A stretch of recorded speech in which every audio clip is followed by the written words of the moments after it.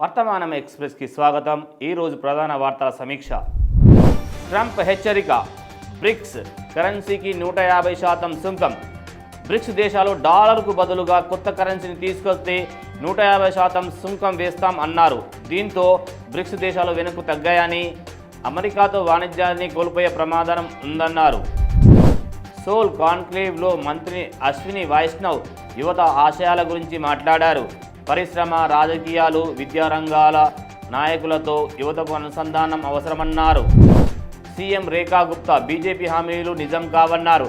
మహిళలకు 2,500 రూపాయల సహాయం ఇంకా ఇవ్వలేదని అతిశి విమర్శించారు.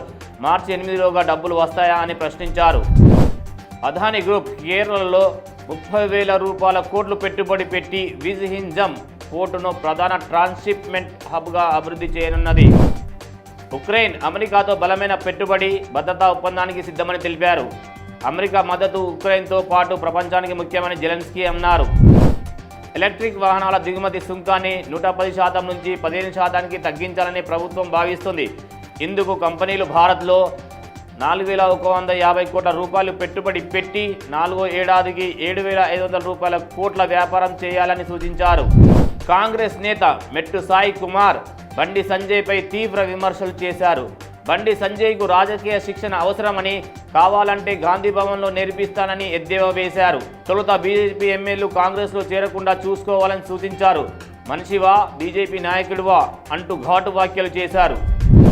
డాక్టర్ నాగేశ్వర్ రెడ్డి మాట్లాడుతూ వైద్య రంగంలో కృత్రిమ మేధ విప్లవాత్మక మార్పులు తీసుకురాబోతుందన్నారు. వ్యాధి నిర్ధారణ, చికిత్సలో ఖచ్చితత్వాన్ని పెంచడం ఇది సహాయపడుతుందని చెప్పారు. ప్రపంచ రాజకీయ పరిస్థితి సంక్లిష్టమని, భవిష్యత్తులో కృత్రిమ మేధ, ఎలక్ట్రిక్ వాహనాలు, అంతరిక్షం వంటి రంగాల్లో భౌగోళిక రాజకీయ ప్రభావం తప్పదని జైశంకర్.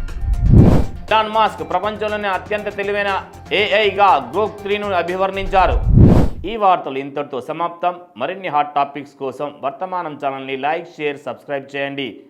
ధన్యవాదాలు.